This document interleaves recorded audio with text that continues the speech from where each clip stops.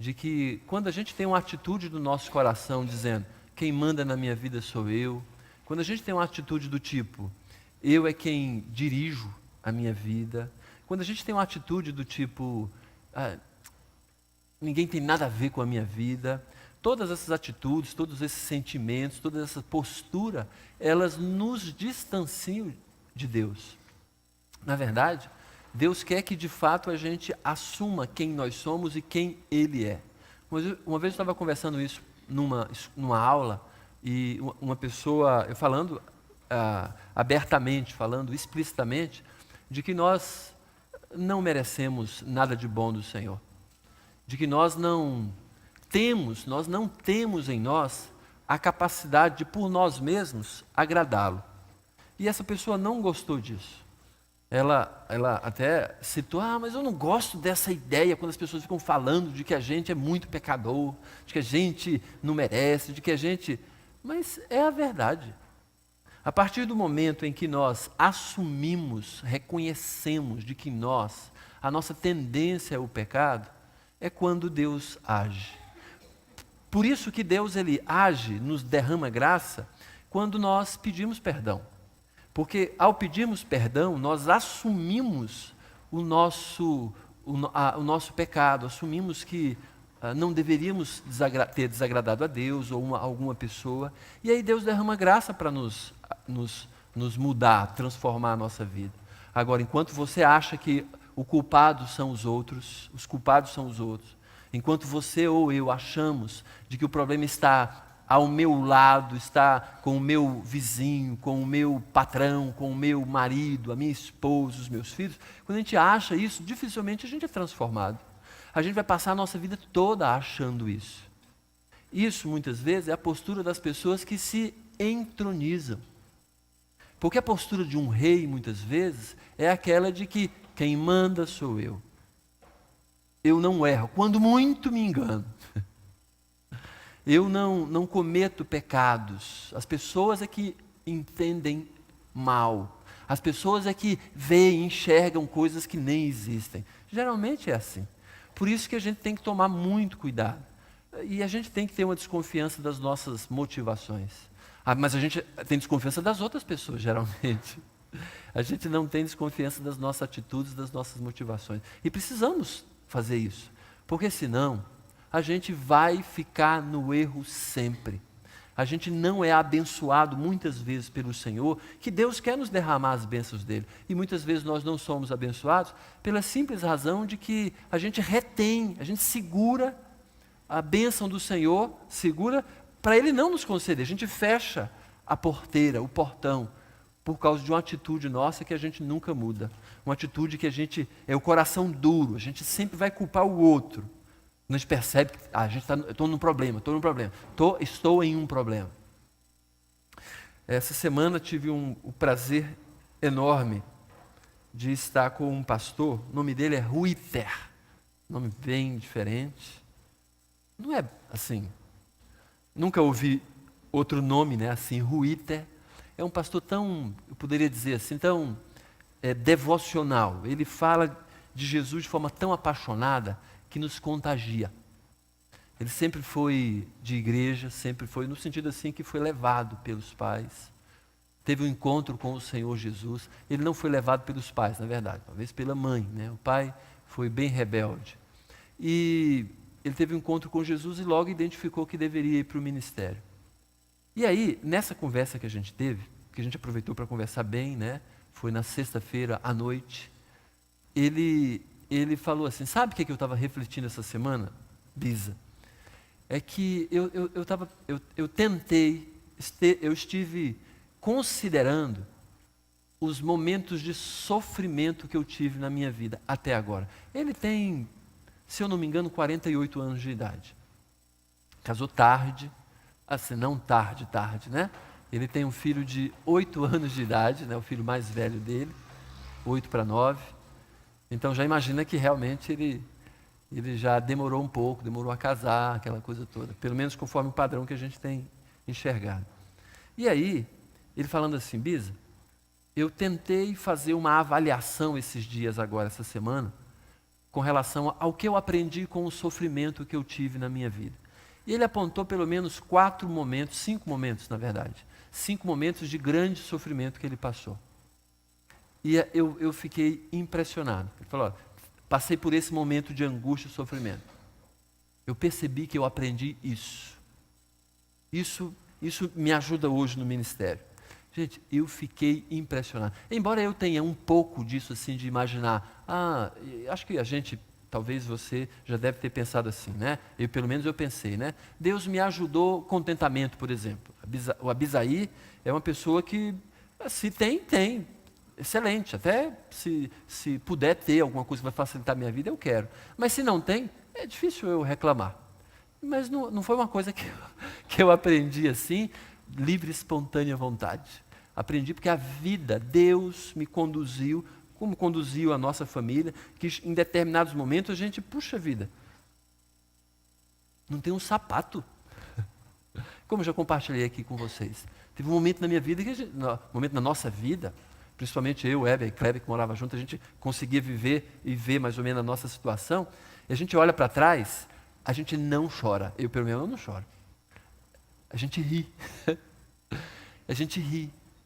A gente ri que a gente tinha, eu, por exemplo, tinha um par de meias para o ano inteiro. Ao final do ano, era só o cano. Para a escola tinha que ir de meia, mas ninguém ousava, obviamente, puxar a meia. Eu não puxava a meia, porque se puxava, vinha. Entendeu? Gente, eu olho e lembro disso, eu sinceramente, e sem falar outras coisas, que a gente só tinha uma também. Lavava à noite, para usar no outro dia. Veja só, mas olha, não olho para isso com pesar. É triste, é ruim, mas eu vejo que Deus estava moldando o caráter da gente, embora não éramos cristãos, né? E aquela conversa daquele pastor realmente me abençoou. Eu falei com ele, olha, muito obrigado por você estar externando, falando da sua vida, eu estava ouvindo ele. Eu sabia que ele queria falar alguma coisa. Sabia que ele queria, assim, sabe, abrir o coração, né? A maioria das pessoas gostam de abrir o coração, querem falar com alguém. E eu estava ali todo ouvidos. Enquanto eu acho que ele estava entendendo, e até me agradeceu por eu ouvi-lo, eu agradeci, muito obrigado, porque você está me dando um encorajamento de eu alistar os momentos mais difíceis que a gente passou, que eu passei, e a minha família passou junto também, né? No ministério, quando eu era criança, com enfermidades, coisas assim, pensando, puxa vida, isso não quero que ninguém, eu não quero passar por isso de novo. E aí, eu preciso alistar o que Deus quis e me ensinou naquele período. E quero estimular vocês a fazer isso também. Ao invés da gente lembrar do sofrimento pelo sofrimento, mas lembre do sofrimento e verifique o que daquilo você verdadeiramente aprendeu.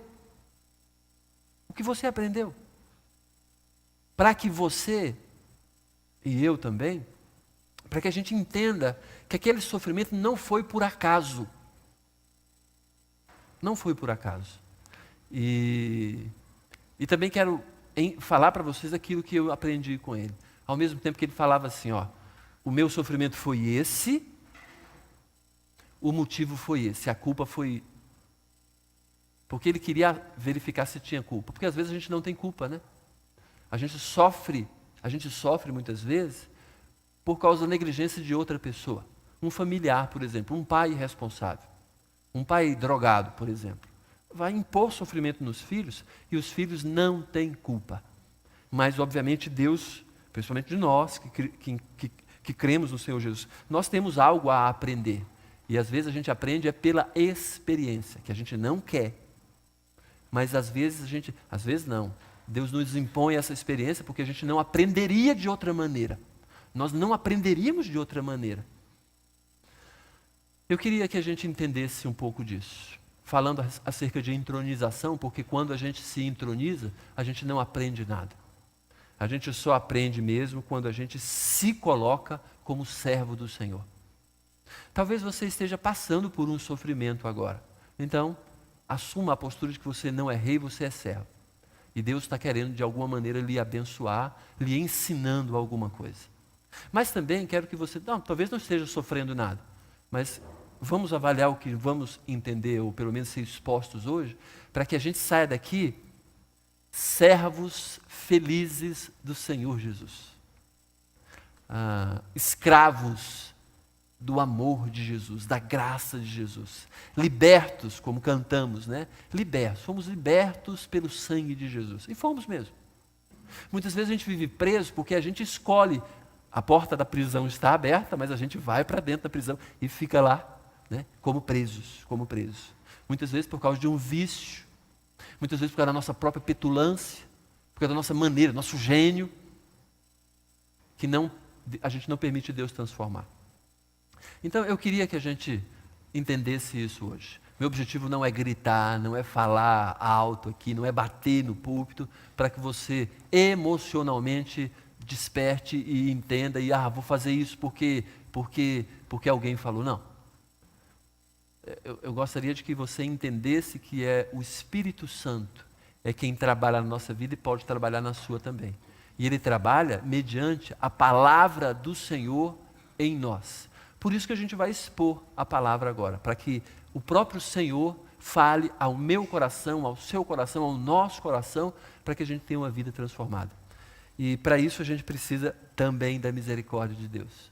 Por isso vamos orar agora, pedindo ao Senhor que as coisas de ontem fiquem ontem, as coisas de amanhã fiquem para amanhã, as coisas de daqui a pouco fiquem para daqui a pouco, para que na verdade a gente se concentre no Senhor. A gente vai fechar os olhos e curvar a nossa cabeça. A gente não vai fechar a cabeça. A gente vai procurar entender o que o Senhor tem para a nossa vida. Ok? Mas vamos orar agora e convém que a gente feche os olhos para se concentrar um pouco mais. Tá bom? Então vamos fechar os nossos olhos, vamos orar mais uma vez. Mas ore você primeiro. Diga para o Senhor que, diga assim para o Senhor, Senhor, eu não quero mandar na minha vida. Não quero mais. Eu quero que o Senhor dirija o meu coração, a minha vida. Me faça, inclusive, sofrer prejuízos para que eu possa lhe obedecer. Que eu assuma o prejuízo de, muitas vezes, não fazer aquilo que o meu coração, a minha carne deseja. Embora até, legitimamente, eu não queria sofrer isso. Mas eu permito, eu deixo e quero te louvar com as dificuldades que o Senhor tem permitido na minha vida para que eu possa aprender. Mas também quero reconhecer o meu pecado. Aprender rapidamente para sair dessa situação tão desagradável. Pai eterno, nós estamos diante do Senhor humildemente pedindo que o Senhor nos abençoe. Venha sobre nós e nos abençoe, por favor. Queremos nos expor à Tua palavra pedindo que o Senhor tenha misericórdia de nós e nos dê o entendimento que só o Senhor, o Teu Espírito pode dar. Nos transforma mediante a Tua palavra que está à disposição de todos nós. E que hoje, mais uma vez, o Senhor nos dá a oportunidade de sermos diferentes. Para o nosso próprio bem. Coisa que muitas vezes nós não reconhecemos. Muitas vezes não queremos nos humilhar porque nos achamos rei, nos achamos melhores. E aí perdemos, Senhor, a Tua bênção. Não permita que isso continue. Que hoje a gente assuma verdadeiramente a posição de servo, de alguém que precisa da Tua graça, da Tua misericórdia para aprender. Vem sobre nós e nos abençoe. Vem sobre todos aqui, Senhor. Que a gente fique focado no que o Senhor tem para nos ensinar. Que os nossos problemas fiquem para amanhã. As nossas dificuldades que tivemos sejam deixadas para trás, pelo menos suspensas, para que a gente se concentre naquilo para aquilo que o Senhor nos trouxe essa noite. Em nome de Jesus oramos. Amém. E é importante mesmo que a gente foque a nossa atenção naquilo que o Senhor tem para a gente hoje. Porque senão a gente vai ficar querendo pensar, sabe em quê? Pensar nos problemas, no trabalho amanhã. A gente muitas vezes vai querer pensar e refletir acerca da segunda-feira, do dia de branco, do dia de trabalho, do dia de levantar mais cedo, do dia de encarar aquela víbora, aquela chefe desregulada, do chefe bruto, do colega inconveniente, embora a gente fique muitas vezes olhando para esse foco, ou daquela professora, ou daquele professor, ou alguma coisa assim que a gente muitas vezes fica livre no final de semana. Mas eu queria que a gente começasse a entender que talvez todas essas circunstâncias que você tem sofrido sejam para que você cresça em alguns aspectos da sua vida que você vai precisar. Então permita que o Senhor lhe ensine, até mesmo com as pessoas difíceis ao seu redor. Nós vamos procurar entender um texto que fala a respeito de uma pessoa que se entronizava e causava um mal em toda uma igreja, em todo um grupo cristão, em toda uma fraternidade cristã. E não é incomum isso acontecer em algumas igrejas, em algumas famílias, em alguns lugares. Por isso é importante que eu e você entendamos que a gente vai avaliar e tentar verificar se eu e você, não estamos com a atitude de auto-entronização, de nos colocarmos, porque Deus não nos coloca. Talvez uma ou outra pessoa também nos coloque porque tem medo da gente. E aí vive debaixo do nosso gênio. Que acontece muito isso também. Das pessoas, e eu vou falar um pouco disso, nos impõe uma atitude da gente ficar meio que, com medo. E a gente, assim, meio que, igual a gente lida com doido. Né? Doido a gente não pode contrariar, né? E aí a gente lida com, não quero contrariar porque vai ser um problema. Aí não fica contrariando a pessoa. Muitas vezes isso acontece nas famílias. A gente nem quer confrontar a pessoa, porque a pessoa vai virar bicho, vai virar uma onça. E a gente tem um problema assim para o resto da semana. Então é melhor a pessoa quer dar uma mordida na gente. Tudo bem, uma mordida a gente sofre. Leva a mordida e deixa, né? Porque é melhor levar uma mordida do que 500 mordidas e zunhada na cara. Então e é errado isso. Embora muitas vezes a gente está falando de um ambiente que é cristão, família cristã. Por isso que a gente tem que entender, Senhor, me socorre, me ajuda, para que eu não seja um problema para ninguém. Para que eu não me coloque numa postura de rei, de rainha, de alguém que está sobre as outras pessoas. As pessoas têm que me aguentar, e muitas vezes a gente nem acha isso. Embora as pessoas muitas vezes nos aguentando, sofrendo a nossa vida, eu tenho medo de fazer isso na minha casa, medo de fazer na igreja, inclusive. Porque muitas vezes a gente nem sabe disso. A gente muitas vezes, sabe o que acontece? A pessoa sofre a gente, e a gente ainda é descontente com as pessoas. Porque ainda não é o suficiente. A gente impõe dificuldade nas pessoas e as pessoas ainda não nos agradam. Sabe por quê? Porque a gente não está querendo agradar a Jesus, a gente está querendo agradar o nosso coração. E a gente não adianta. Você pode ser o rei do Brasil, pode ser o rei de qualquer coisa. Você ainda não vai ficar satisfeito. E não vai mesmo, não vai ficar satisfeita, não vai mesmo. Porque só há satisfação quando a gente está de fato no centro da vontade do Senhor. E o centro da vontade do Senhor, sabe o que é? É servir, é ser servo, é servindo as pessoas, é sendo alguém que se expõe, se entrega, se dedica para servir. O texto ele se encontra em 3 João. 3 João é uma carta que o apóstolo João escreveu para uma igreja em particular, para um grupo de cristãos em particular, que certamente nos serve muito bem. 3 João é a antepenúltima carta do Novo Testamento. E é uma carta que a gente pode ler numa tacada. 3 João é um capítulo.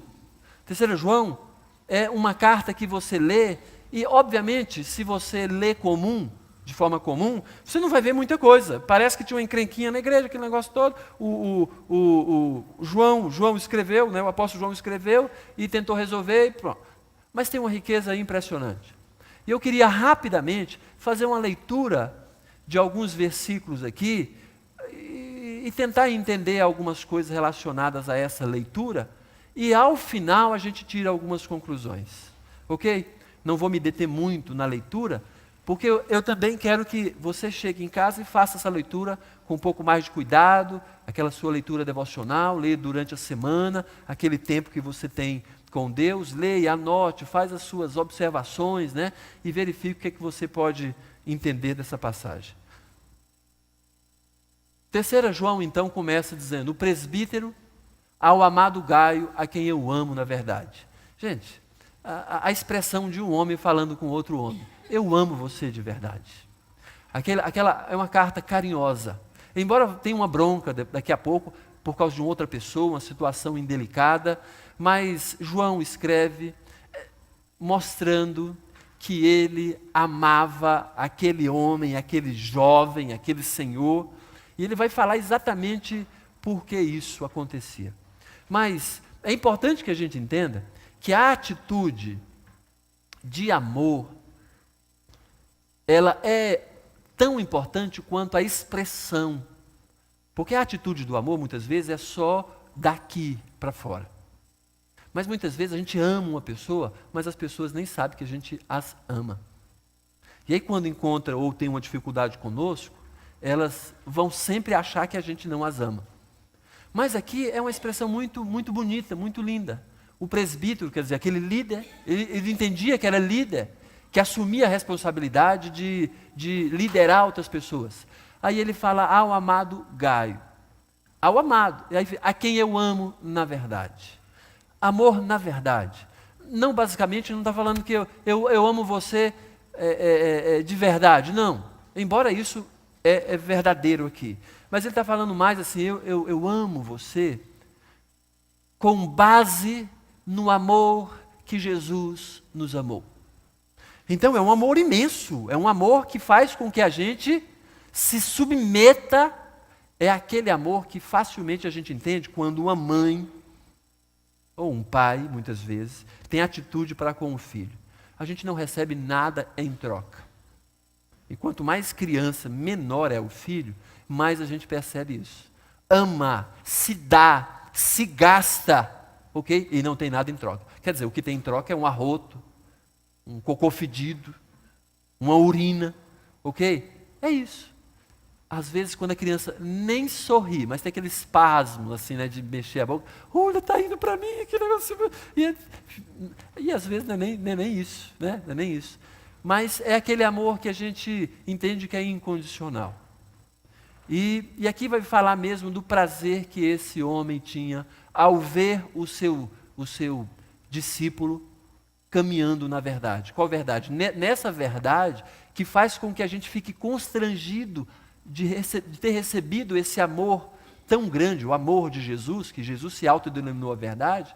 Jesus me amou tanto que eu tenho amor suficiente para amar outras pessoas, para obedecer os meus pais, para ter a atitude correta com a minha esposa, com o meu marido. Amor é não ter absolutamente que ficar buscando alguma coisa em troca, porque muitas vezes a gente é assim, né? Eu amo fulano, se fulano me causar algum bem ou me der alguma coisa em troca. Isso não é amor. Isso você está vendendo alguma coisa. Você está, na verdade, está barganhando. Amado, olha, de novo, male, ele começou a escrever a carta e já diz aqui de novo, amado, amor é o cumprimento de toda a lei, é o resumo de toda a lei. Amor é o que identifica Deus por nós, a Bíblia diz que Deus é amor e obviamente Ele requer isso da gente, de que nós nos amemos uns aos outros. Amado, acima de tudo, faço votos por tua prosperidade e saúde, assim como é próspera a tua alma. Amado, como falei, amado. Muitas vezes a gente não se sente amado, mas somos amados. E a gente, muitas vezes, tem que entender de que a gente não precisa nem sentir que a gente é amado ou amada. A gente só tem que crer. Deus nos ama, então eu sou um amado. Amado, e João poderia estar falando, amado de quem? De Deus. Amado de quem? De mim. Amado, acima de tudo, faço votos por tua prosperidade e saúde, assim como é próspera a tua alma. Que impressionante. O camarada era maduro na fé, tinha alma próspera, a ponto de João falar assim: o meu desejo é de que todas as coisas que você colocar a mão para fazer, você seja bem sucedido. Que a sua saúde, o seu físico tenha força, você seja saudável. Da mesma maneira que você é uma pessoa madura espiritualmente. Isso é espetacular. Imagina. Imagina essa pessoa, se a gente ouvisse isso das pessoas. Alguém falando assim para a gente: eu oro para que você tenha a saúde perfeita, tão boa quanto você é maduro espiritualmente. Tem gente que vai falar assim: Deus me livre, Deus me livre, Deus me livre. Né? Eu vou ficar aleijado. Na verdade, tem gente que nem fala isso conosco, que talvez nem tem coragem de falar isso, mas está achando que jogou uma praga na gente, né? Mas muitas vezes a gente pode reconhecer isso. Imagina, será que a gente consegue se dizer isso? Eu queria ter saúde fisicamente igual eu tenho saúde espiritualmente. A gente deveria falar isso. Na oração do Pai Nosso, Jesus fala: olha, você deveria orar assim, sabe como? Senhor, perdoa os meus pecados como eu tenho perdoado os meus ofensores. Esse é um modelo. Deus queria que a gente orasse desse jeito. O coração de Deus é, sabe, aquele compromisso. Ele quer que a gente faça esse compromisso. Senhor, me perdoa. Eu tenho feito muita coisa. Me perdoa, Senhor. Me perdoa da mesma maneira que eu tenho perdoado as pessoas. Quase nunca a gente tem coragem de se expressar assim. Mas Deus nos perdoa do mesmo jeito. Ele fala: pois fiquei sobremodo alegre pela vinda de irmãos e pelo seu testemunho na tua verdade. Da tua verdade como tu andas na verdade. A palavra verdade se repete várias vezes nessa carta, com a palavra amor. Mas João está falando assim: eu fiquei alegre porque você tem sido fiel, porque você tem andado na verdade, porque você faz o que é correto. É a alegria de um homem que ensinou o outro acerca do Senhor Jesus e percebe que esse outro tem caminhado com Jesus. É a alegria de um pai que educou o filho e não foi por acaso que o filho aprendeu a obedecer, estuda, não é por acaso nada disso. O próprio filho reconhece que herdou do pai a educação, herdou do pai o esforço, e o pai percebe que o filho é próspero. Próspero nesse sentido de maturidade espiritual. E o pai fala assim: puxa vida, eu estou tão feliz com o meu filho, eu sou tão feliz com a minha família, com as minhas filhas, porque estão caminhando com o Senhor Jesus. Qual pai que não gostaria de falar isso? Qual pai que não gostaria de externar para o filho: estou muito feliz, filho, porque você, embora estivesse nessa crise, podia até desobedecer nesse sentido pela pressão, podia porque era forte demais a tentação, mas você preferiu obedecer. Você não colou na escola, você não, apesar da dificuldade, você não bateu no colega, você preferiu levar o prejuízo do chute, da pancada, do safanão, do puxão de cabelo. Você não xingou ninguém, você não roubou. Fiquei sobremodo alegre pela vinda de irmãos, versículo 3, e pelo seu testemunho da tua verdade, como tu andas na verdade. Não tenho maior alegria do que esta, a de ouvir que os meus filhos andam na verdade. Veja só, presta atenção. Uma coisa é você e eu sermos tão corujas, que a gente olha só coisas boas dos nossos filhos, das pessoas que nós amamos. Da mesma maneira que a gente é tão vigarista de olhar só coisas negativas das pessoas que a gente odeia.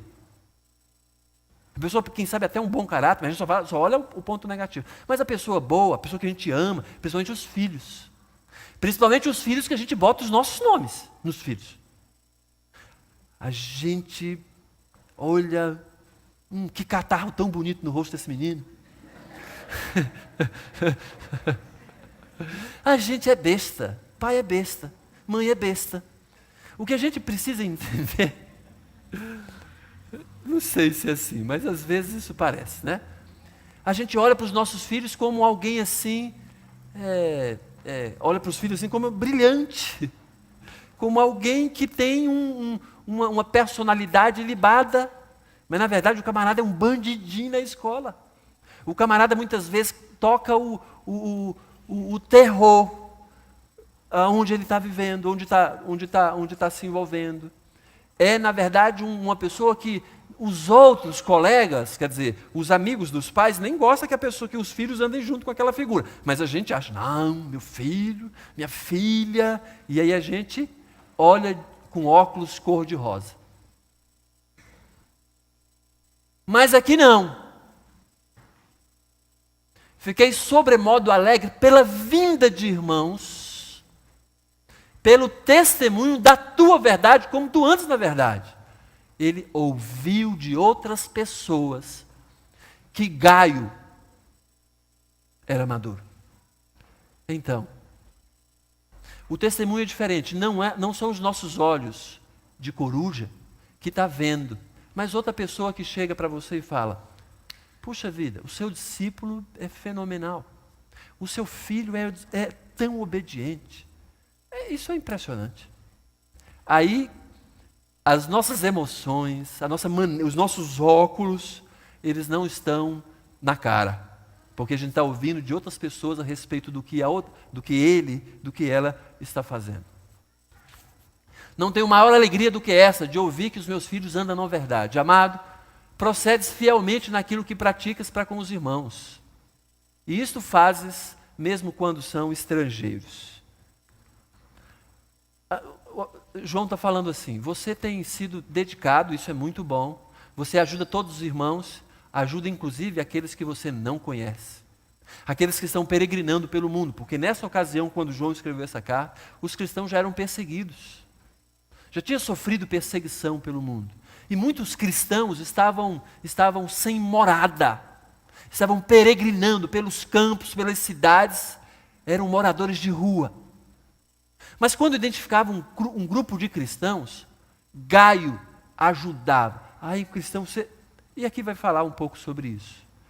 Naquela época, a pessoa que dizia que era evangélica não é igual hoje. Hoje tem evangélico nominal, você sabe disso. É uma pessoa que está no meio da igreja evangélica. Ele faz parte do evangelicalismo. É uma pessoa que assumiu a religião evangélica, mas não teve encontro com Jesus. Naquela época, não. Porque hoje a pessoa fala que é evangélica, está tudo bem, eu sou crente. Não tem perseguições como tinha naquela época.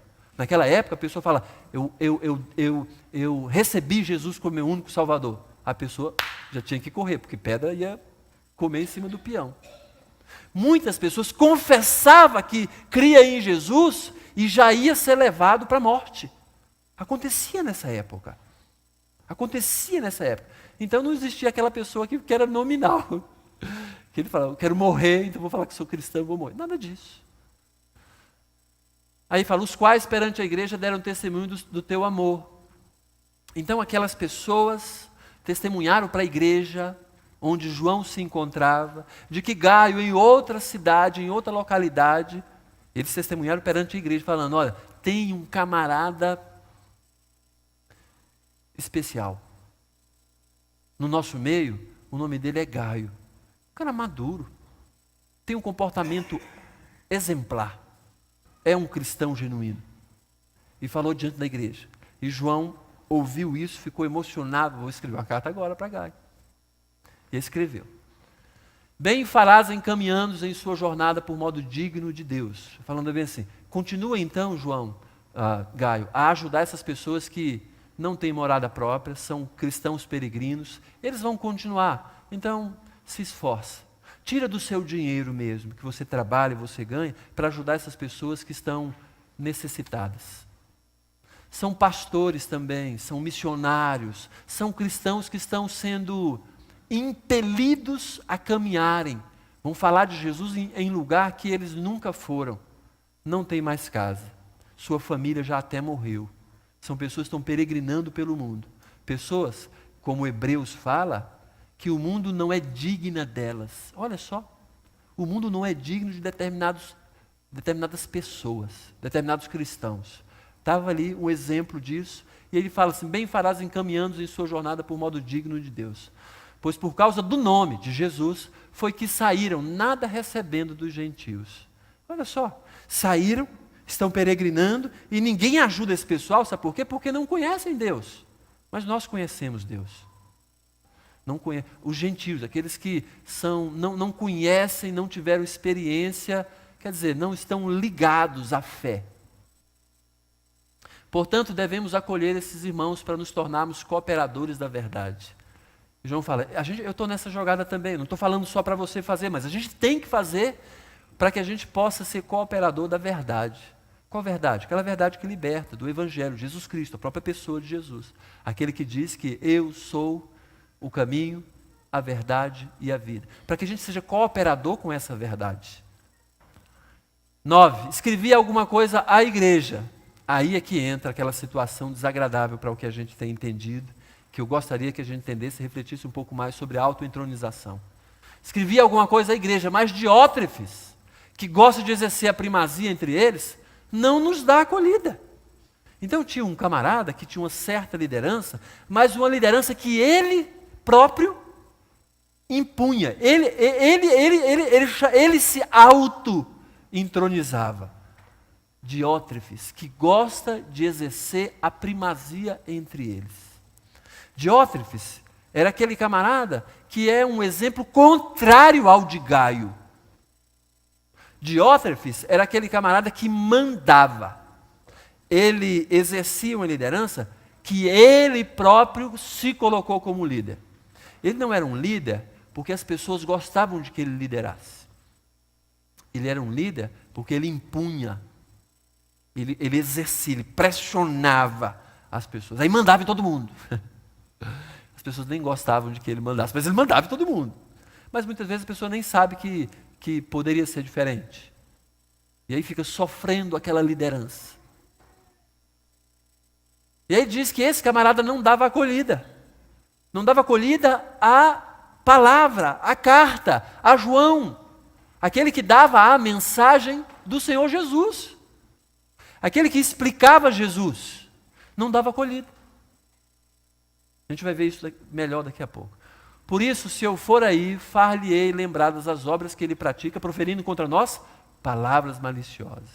Atitude de Diótrefes. Além de além de exercer acolhida, de exercer primazia, não dar acolhida, ele também ficava falando coisas más de João, ou dos líderes. E não satisfeito com essas coisas, nem ele mesmo acolhe os irmãos, como impede os que querem recebê-los e os expulsa da igreja. Olha só. Ele não faz o que deveria fazer, o que Gaio estava fazendo. E quando alguém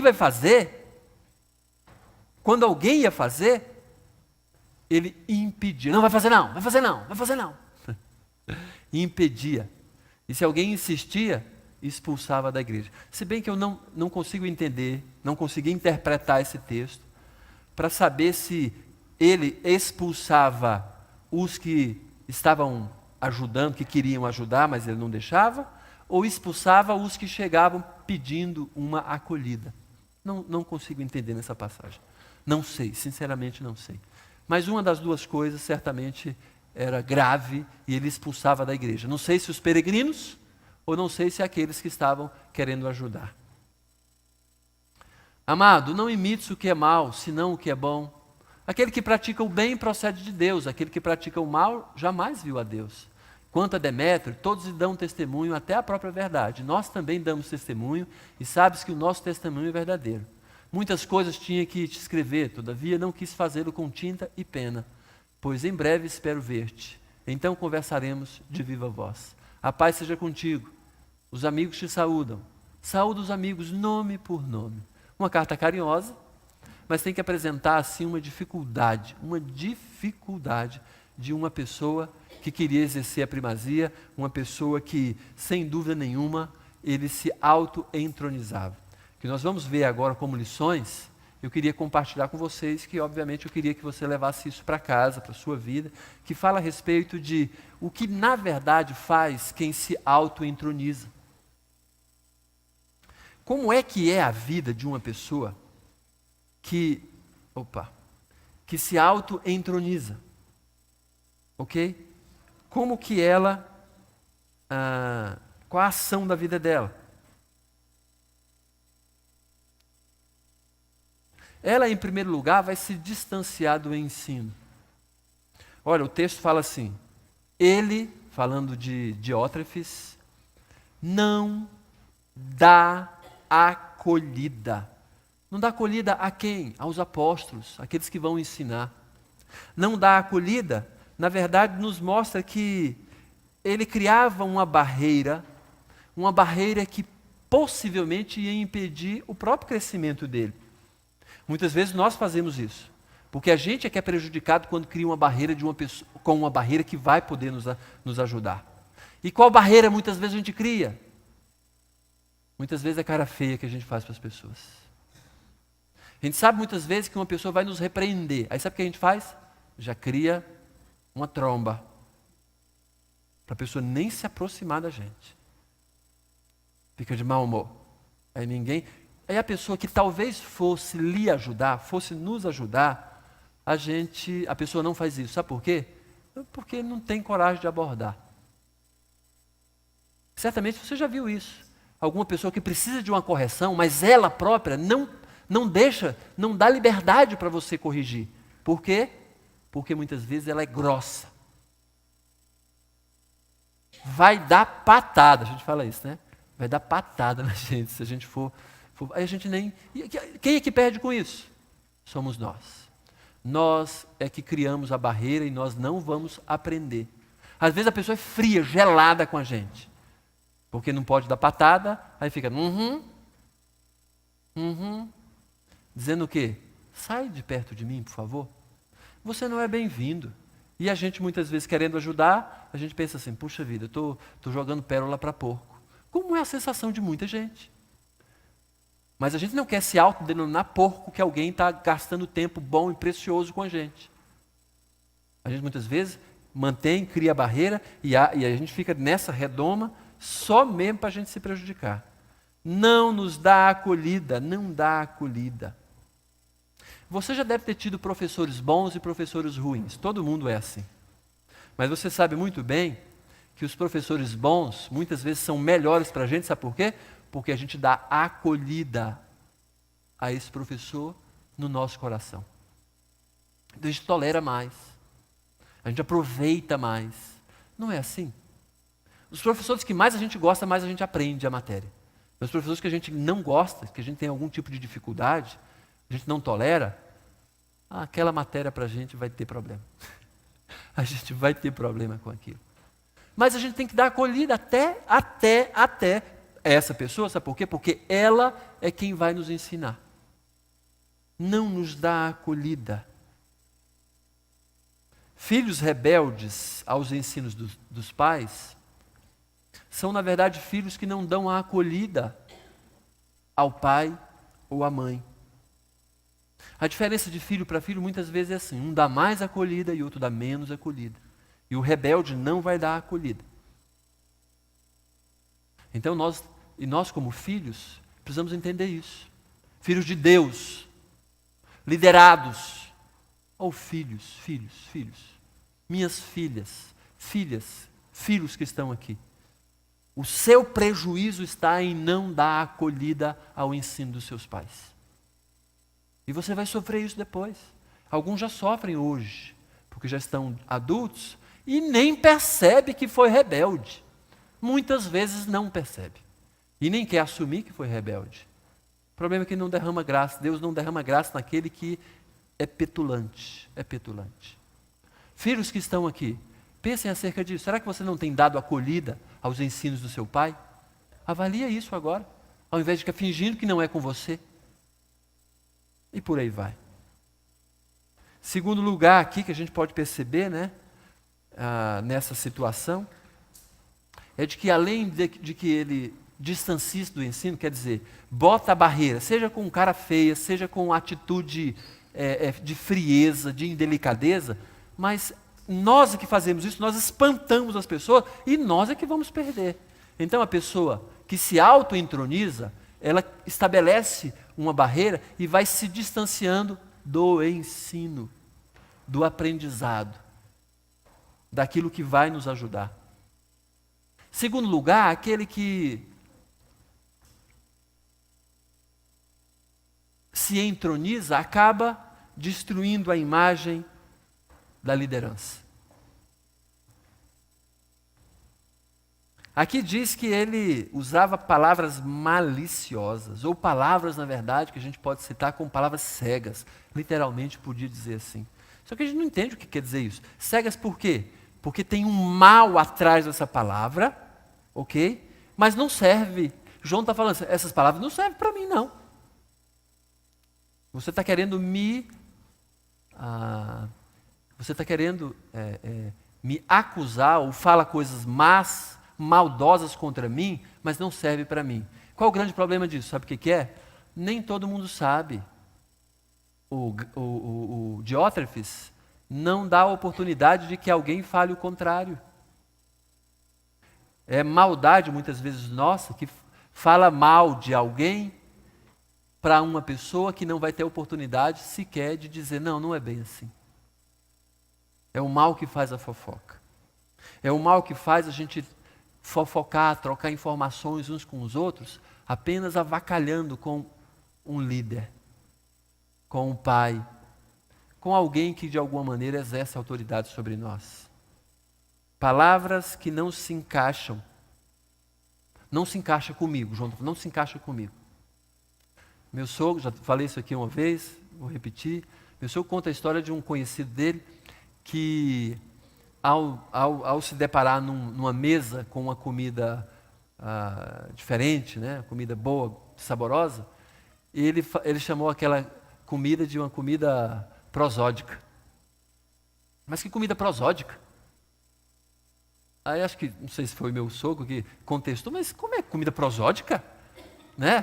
Prosódica talvez venha de prosa. Prosa não tem nada a ver com sabor de comida. O que quer dizer isso? Aí ele falou, não, é porque eu achava essa palavra muito bonita e achava que ela se encaixaria bem nesse momento de dizer que a comida é prosódica. Isso quer dizer o quê? É uma palavra cega. A palavra existe, é uma palavra bonita, mas não serve para categorizar uma comida saborosa. Uma comida gostosa, saborosa, mas não pode dizer que é uma comida prosódica. Não encaixa. João está falando, as palavras maliciosas sua ou de Diótrefes não encaixam na nossa vida. Palavra maliciosa são palavras próprias de Satanás, de maldade, que também é a mesma palavra que foi usada, né, para a ideia de Jesus falando, não permita que a gente caia em tentação, ou que a gente não sofra esse mal que Satanás muitas vezes quer impor sobre nós. Aquelas palavras que são usadas para derrubar e não para levantar. Sabe quando a gente comete algum erro e já está assim, já levou pancada de Deus, a gente está humilhado e alguém vem, a gente está até na espera, até confessa, vai confessar o nosso pecado. Ai, fiz isso. E a pessoa, seu bandido. A gente já sabe que é bandido. Aquela palavra que não é para levantar, é para derrubar.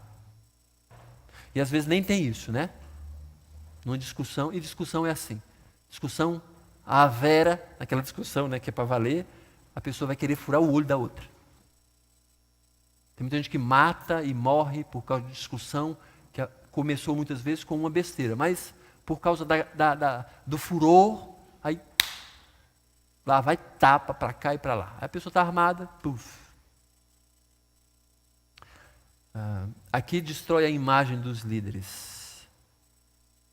Eu lembro uma vez que uma pessoa, meu patrão, eu recém iniciando o trabalho, fiz uma coisa errada. Ao invés de receber o encorajamento do patrão, sabe o que ele falou para mim? Você é burro.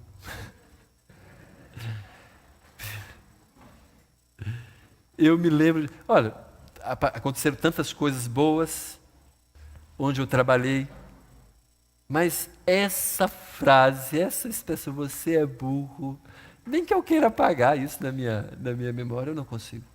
Na verdade, só Deus consegue apagar algumas coisas, tanto em nós, como nele também. Ele decreta, esqueci o seu pecado, ok? Mas a gente quer esquecer algumas coisas, né? E não consigo. Mas graças a Deus eu não preciso esquecer disso, eu sou resolvido. Sou burro mesmo. Não. Né? Em algumas coisas não tenho capacidade, né? Outras tenho capacidade sim, porque Deus fez isso, Deus causou isso, né? É aquela ideia de palavras que são para nos derrubar, o dedo no olho mesmo, para que você fique cego, puf, né? E por aí vai. Palavras maliciosas, destrói a imagem dos líderes em outras pessoas. Sabe aquelas imagens alteradas pelo Photoshop? Muitas vezes a gente pensa em Photoshop, foi arrumado, né? A pessoa foi arrumada, a pessoa tinha espinhas na cara e foi tirado pelo Photoshop. Mas tem gente que é alterada para pior. Uma vez a gente mesmo fez uma foto, lá em casa, inclusive tem um quadro grande lá, aí o camarada decidiu, como a gente fala vulgarmente, fez o Photoshop, né? Usou o Photoshop para melhorar. Mas a gente vê assim, um cara de boneco, sabe? Aquela cara assim de toda, sem ruga nenhuma, aquele negócio todo esticado assim, não era a gente. E olha, a gente não é lá grande coisa, mas a gente vê pior. Aí a gente foi lá e falou, eu não quero esse negócio, eu quero a gente de verdade. Aí demorou um tempo para entregar, mas entregou do jeito que estava a foto mesmo. Nos sentimos felizes de ver a nossa cara de verdade. Feio ou bonita era a nossa cara de verdade. Mas eu achei que estava bem melhor. Mas o cara fez o Photoshop e a gente ficou pior. Destrói a imagem. Acho que talvez uma das grandes ilustrações adequadas para isso destrói a imagem. A imagem. Eu lembro uma vez que eu peguei uma foto do Elvis e da Lena e da Dedé lá em Caldas Novas. Não sei se vocês lembram disso. Aí eu botei o Elvis com uma venta maior do que a que ele tem, né? Porque eu alterei assim a imagem e ficou aquele nariz de turbina, né? Aquele negócio assim grande, né? Botei puxando a orelha assim, né? E a Dedé, que já não é legal, nada disso, né? Mas sabe o que é? Destruindo a imagem. Embora não com fotografia, mas com palavras. Destruindo. E ninguém vai arrumar. Ninguém vai arrumar. Se Deus não tiver misericórdia, aquelas pessoas vão ter o seu crescimento dificultado por elas.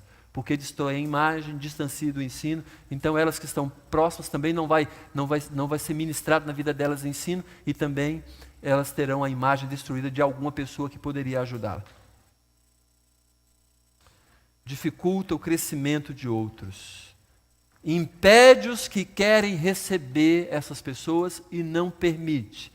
E não só isso, como também expulsa da igreja. É triste quando um pai, por exemplo, impede o filho de ir à igreja. Eu conheço gente assim. Impede a mulher de ir à igreja. É triste quando a esposa impede que o marido se dedique mais ao serviço do reino, porque reclama muita atenção para si. Eu quero atenção para mim. Eu quero atenção para mim. Aí gasta tempo da dedicação em coisas que na verdade não precisava. Quer ter primazia. É o fato, é a questão aqui. Muitas vezes o esposo impede a esposa de trabalhar para servir outras pessoas, porque ele quer ser servido. Impede a esposa de ir numa reunião de mulheres, por exemplo. Impede como? Impondo sobre ela uma obrigação que às vezes não é nem prioridade, mas ele fala que é prioridade. Ao invés dele, por exemplo, ficar com as crianças. Ou pagar para ela ir, por exemplo, num congresso. Ou estimular. Ela já tem até o seu dinheiro, assim, para usar com o que quer. Ela gostaria de ir, mas não vai porque o marido requer. Acontece isso com frequência. Acontece isso com frequência.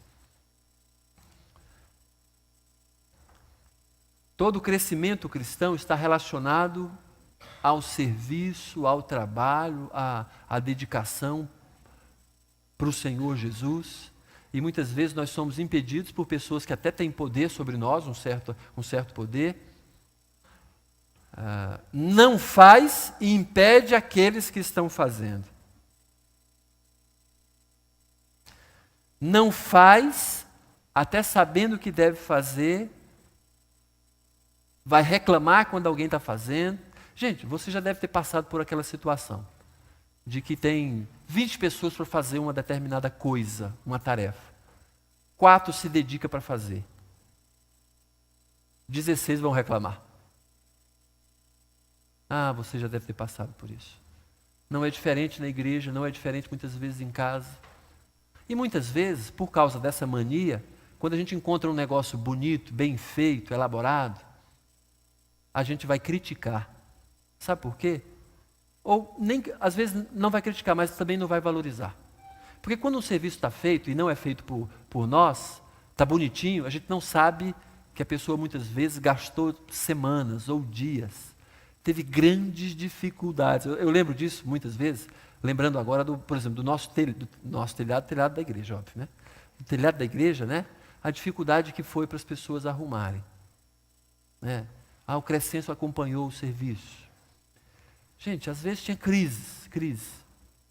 A gente vem à igreja e nem percebe que isso foi arrumado.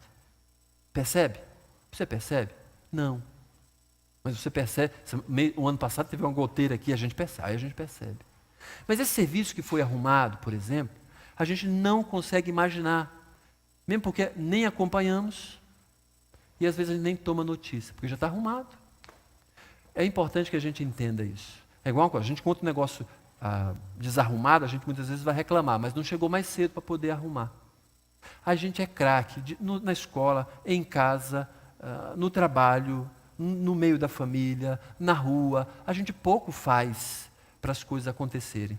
Mas a gente tem coragem, tem ímpeto, tem ousadia de avacalhar e reclamar com as pessoas. De dizer não fez, porque deveria. Muitas vezes não chegou mais cedo. E às vezes até poderia ficar melhor mesmo. Às vezes você sabe que poderia ficar melhor. E às vezes a gente tem, e às vezes eu me pego, puxa, poderia ficar melhor, mas eu vou zipar aqui, né? Porque não cheguei mais cedo, então não me dispus a ajudar. E isso acontece muito também. Por outro lado, a gente também tem que entender que quem tem a primazia quer fazer de qualquer maneira. E não vai permitir, nem vai aceitar a opinião. E nem procura opinião mesmo. Por isso que a gente tem que olhar para qual o padrão de Deus, o que Deus quer da gente. Bom, resumo então. A pessoa que se auto-entroniza, ela tende a se distanciar das pessoas. A pessoa que se distanciar do ensino, de pessoas que podem lhe ensinar. A pessoa que se auto-entroniza, ela obviamente tem que destruir a imagem das pessoas, porque ela quer justificar que não vale a pena dar crédito para aquelas pessoas. A pessoa que se auto-entroniza, ela dificulta o crescimento das pessoas que estão perto e próximas a ela. Por quê? Porque ela impõe o seu reinado e impede que outras pessoas a abençoem. A gente não vai poder abençoar ninguém se a gente impõe o nosso reinado sobre elas. E aí a gente cerca a pessoa ou as pessoas e aí ninguém, obviamente, pode ensiná-la. Ela vai achar que aquilo é a normalidade. É assim que muitas seitas falsas fazem. É assim que muitas igrejas mal intencionadas fazem. Tem igreja que fala, não lê nem a Bíblia. Não é para ler a Bíblia não, lê a Bíblia não. Por quê? Porque a pessoa vai descobrir que está numa farsa. Então não lê a Bíblia. Por isso que algumas seitas falsas têm o seu próprio livro. Como Testemunho de Jeová, tem a Bíblia adulterada, os Mormons, que tem o livro dos Mormons. Okay? E vários grupos religiosos têm outra fonte de autoridade que não a Bíblia. Porque lendo a Bíblia, é Deus falando ao nosso coração e a gente vai ser liberto da religião, liberto de nós mesmos, liberto de uma série de coisas que nos fazem distanciar de Deus. Avalie a sua vida agora. Considera onde você se encontra. Vê se você não é um desses que se auto-entroniza como Diótrefes. Vamos orar? Curve a sua cabeça agora, mais uma vez, feche os seus olhos e vamos orar juntos. Pai eterno, nos consagramos ao Senhor mais uma vez, queremos te agradecer pela tua palavra que nos encoraja de termos uma vida de servos do Senhor. Consequentemente, servos também dos irmãos, servos em casa, servos no trabalho, servos na escola. Pai, ministra o nosso coração com essa palavra. Pedimos a tua boa mão e a graça do Senhor sobre a nossa vida. Queremos te louvar e te bendizer, pedindo que o Senhor nos abençoe. Estenda a tua poderosa mão sobre nós. Te engrandecemos como nosso Rei. O Senhor é o nosso Rei. Na nossa vida, o Senhor é real. O Senhor é quem merece toda a honra, toda a glória. O Senhor é o dono de tudo e de todos, inclusive da nossa vida também. Nos abençoe para que a gente consiga permitir que o Senhor atue em nós, através de nós e apesar de nós. Por favor, Pai, vem sobre nós e nos abençoe com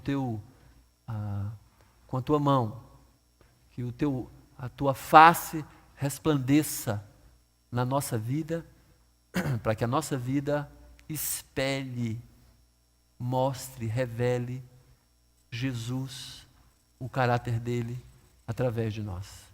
Em nome desse Jesus a quem amamos, no nome desse Jesus que é o nosso Salvador, no nome desse Jesus que celebramos, que reconhecemos como Rei eterno, como soberano, como herdeiro de todas as coisas, como aquele que estava na criação, criando todas as coisas também, no nome daquele que é a nossa razão de estarmos aqui, a nossa razão de viver, o nosso maior bem, no nome dele é que oramos. Amém. Ok.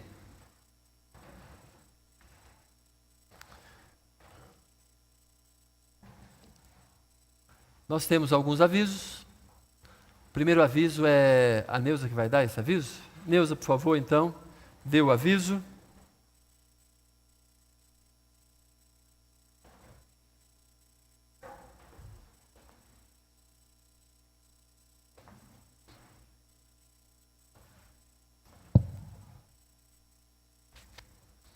Então, boa noite. Hoje pela manhã eu já falei a respeito do nosso próximo encontro, vai ser no sábado às 15 horas. A gente vai passar um videozinho. Espero que agora o som esteja mais baixo, porque hoje de manhã foi a barulheira só. Mas vamos dar uma olhada e depois eu comento o restante.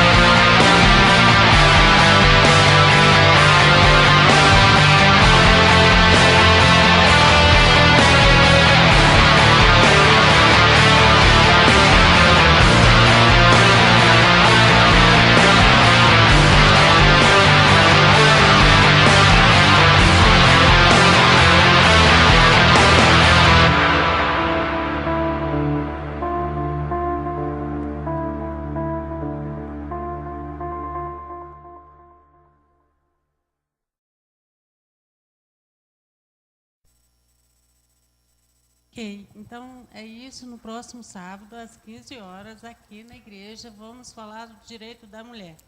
Vamos falar do direito do trabalho, Maria da Penha, enfim, temos a nossa preleitora muito bacana, vai dar essa essa palestra, vai nos dar orientações para que a gente possa ajudar outras pessoas. E sobre a lei de Deus e lei dos homens. Então, vamos conversar um pouco, eu acho que vai ser uma tarde bem agradável. Esteja em oração, pessoal da igreja. As pessoas, as mulheres que estão nos visitando, sejam muito bem-vindas. As da nossa igreja, não esqueça a oferta missionária, não esqueça o horário, é às 15 horas, não vamos chegar atrasado, por favor. Eu acho que é só isso. Se alguém tiver mais alguma dúvida, me procure a Graça e a gente vai esclarecer tudinho, tá bom? Boa noite, obrigada. Ok, eu só tenho mais um aviso, que é de que na próxima semana, quer dizer, no próximo sábado, às 9 horas da manhã, haverá uma reunião, um treinamento para as pessoas que trabalham ou querem trabalhar naquele ministério ali fora, seja no estacionamento, na recepção, ok? Então, vejam só, se você já trabalha nesse ministério, já ajudou, seu nome está na listinha ali das pessoas que ajudam no estacionamento ou na recepção, você deve vir, sábado, 9 horas. Mas também você que quer trabalhar, você que ainda não tem um ministério atuante na igreja e gostaria de atuar nesse ministério, não esqueça de vir sábado às 9 horas da manhã. Tá bem? Eu queria só fazer uma enquete rapidamente. Quem é que já trabalha, que já andou na escala e ali fora, na recepção? Levanta a mão, por favor, porque eu quero só saber quem é que vem. Tá bom? Ok, joia. Agora, tem mais alguém que gostaria de participar, que virá, que não entrou na escala, que joia, excelente. Excelente, tá bom. Então todos estão convidados, é um bom número. E nós iremos começar às 9 horas da manhã. Alguém mais tem algum outro aviso? Se não, então vamos ficar em pé.